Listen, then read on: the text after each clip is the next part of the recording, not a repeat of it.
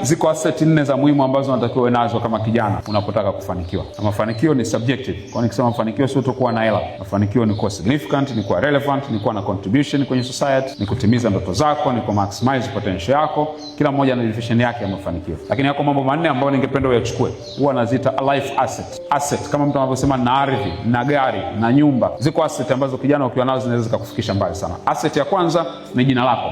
Your name. Jina lako ni muhimu sana kwa sababu jina lako huwa lina represent kitu fulani. Ndio maana leo kuna watu wakitajwa majina yao yanawakilisha utapeli. Kuna watu majina yao yakitajwa wanawakilisha watu wasiolipa madeni. Kuna watu wakitajwa majina yao yanawakilisha ukorofi. Ubaya jina lako ni kwamba jina lako mara nyingi linatangulia mahali kabla hujafika. Sasa kwa nini jina lako ni muhimu? Kwa sababu jina lako ni asset, kwa sababu maamuzi mengi yanafanyika maeneo ambayo wewe haupo na uwezi kuinfluence maamuzi hayo. Unapotaka kupata fursa, kuna watu watajadiliana. Tumpe fursa, tusimpe. Bahati mbaya sana hautajua lini umejadiliwa. Kwa ni muhimu kulinda na kutunza jina lako na kulijenga jina lako. Kwa Kiswahili cha kisasa wanasema personal branding. Sasa brand huwa inabebwa na vitu vitatu. Inabebwa na character, inabebwa na image, inabebwa na reputation. Reputation ni vitu tunavyofikiri. Sio lazima uwe hivyo. You can create a reputation. Image ni muonekano ambao ndio generation ya sasa hivi ndio tunahangaika nayo sasa hivi. Tunataka tuonekane kwa sababu tuko kwenye ulimwengu wa social media. Kwa cha kwanza, make sure unatunza na unalijenga jina lako. Swali la kujiuliza ni kwamba jina lako linapotajwa huwa linawakilisha nini? Yaani jina lako likitajwa huwa linawakilisha nini? Sasa hiyo haijengwi na mtu mwingine yote, unaijenga wewe mwenyewe. Asset ya pili unayohitaji ni mtandao wako, network. Kwa mujibu wa mtaalamu mmoja anaitwa Jeff Olson, wewe ni wastani wa watu 5 wanaokuzunguka. Ndio maana Uingereza wanamsemo wanasema show me your friends and I will tell who you are. Maana yake nikiangalia watu no hang around nao leo, ninaweza kujua kesho utakuwa mtu wa namna gani. Uhitaji kujifunza kuwa mbea kama una hang around watu ambao ni wambea. So unajua umbea unogi kama uchangii. Yaani inawezekana kila siku wewe wenzako ndio wanaleta umbea afu ya ulete. Lazima na wewe uchangie. Kwa hiyo association yako ina determine destination yako. Hakuna neutral relationship. Kila relationship inakuambukiza kitu kizuri au kitu kibaya, au wewe unakiambukiza kitu kizuri au kitu kibaya. So you have to mind, lazima uwe na makini watu ambao unaambatana nao. Watu unaambatana nao wana affect mindset yako. Wakiwa wanalalamika, wakiwa wananungunika, wakiwa wanalaumu, na utajikuta unalaumu kila wakati. Watu unaoambatana nao wana affect pia fursa unazokutana nazo. Watu unaoambatana nao wana affect aina ya watu utakaojuana nao kwenye maisha. Ndio maana wanasema ukitaka kuchange your life, change your circle, badilisha watu wako. Kwa wewe kama kijana lazima uwe makini, nani anakuwa ni sehemu ya maisha yangu kwanza. Kwa sababu kuna watu ambao destiny zao ziliharibika kwa sababu ya kuambatana na watu wasio sahihi. Na kwa kizazi cha sasa tukizungumza network, tunazungumza pia network kwenye mitandao ya kijamii. Una follow page gani? Una follow account gani? Una like wapi? Kila siku unaangalia mambo gani? Unajifunza nini? Siku hizi kwenye utaratibu kwa mfano wa kuchukua visa, huwa wanakuambia ujaze na account zako za social media. Kuna kijana mmoja alikuwa anasimulia alikosa visa ya kwenda nje ya nchi kwa sababu ya kitu alichokuwa amekiandika miaka 5 iliyopita kwenye social media. Sababu walienda pa wanaangalia keyword, wakiangalia keyword wanaangalia everything that was posted for the past 10 years. Kila kitu ulichoandika. For your information, hata ukifuta post kwenye mtandao wa kijamii huwa ifutiki kwenye server. Kwa hiyo unaweza ukaandika kitu leo kwa utani, ukaandika kitu kwa hasira, ukaandika kitu kwa namna gani, kesho na kesho kutwa kitakuhaunt. Kinakuja kuwa ndio kitu ambacho kinazuia destiny yako, kinazuia kesho yako. Kwa tunapozungumza network, hatuzungumzi tu physical network, tunazungumza pia network, social network ambayo unayo.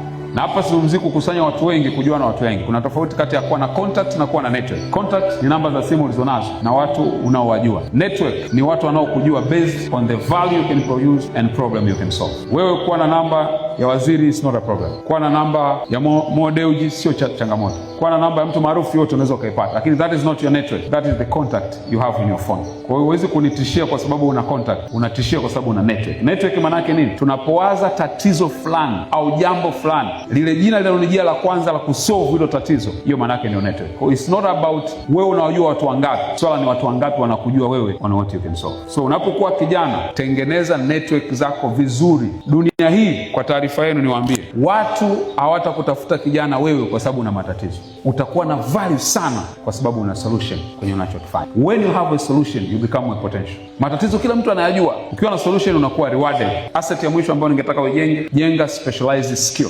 Be known for something. Wewe ni mtu ambaye unajulikana kwa jambo fulani. Jijenge, tengeneza ujuzi. Sasa hizi ni changamoto kubwa sana ya watu wenye uwezo. Ukifuatilia kwa mujibu wa takwimu zilizofanyika, tunatakiwa tuwe na watu wenye ujuzi wa hali ya juu, vijana wenye ujuzi wa hali ya juu, 12.6. Tunatakiwa uwe na ujuzi wa hali ya juu. Ujuzi wa katikati tunatakiwa tuwe na 34. Ujuzi wa chini tunatakiwa tuwe na 54 ya vijana. Lakini ujuzi wa juu ambao tunahitaji 12%, tuna 3.6 tu ya vijana ambao wanao ujuzi wa juu. Kwa maana mpaka leo kuna nafasi, kuna skills ambazo watu wanabidi watoke nje pia kuja kuzifanya. Ujuzi wa katikati ambao tulikuwa tunataka tuna 34, tuna 54, wako wengi zaidi. Chini kule ndo wamejazana.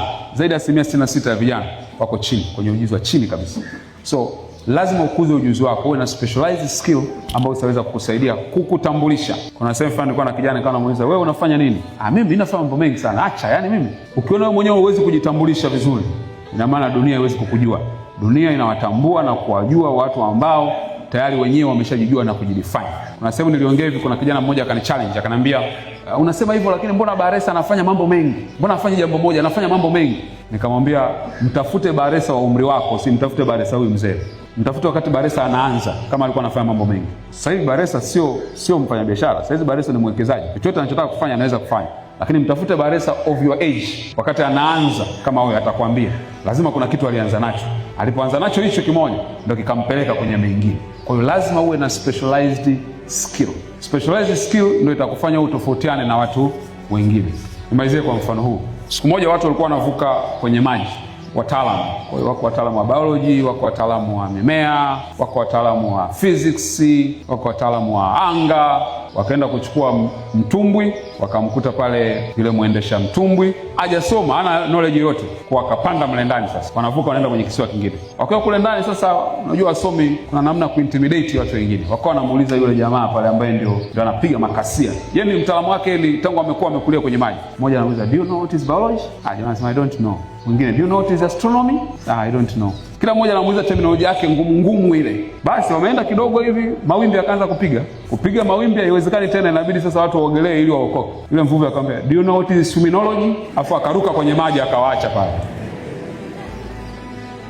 Maana yangu ni nini? Hata taaluma unayoona ni ndogo, kuna mahali inaweza ikawa na value na kuna mahali inaweza ikahitajika.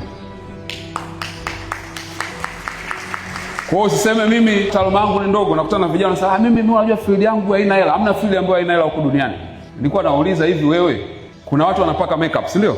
Lakini simafahamu kuna watu wanapaka makeup mabalozi, kuna watu wanapaka makeup marais. Makeup tu. Mwaka 2002 nafikiri ilikuwa kombe la dunia Qatar. 2002 kwa. Kuna kinyozi alikodishwa ndege binafsi aende akamnyoe Neymar. Ndege binafsi.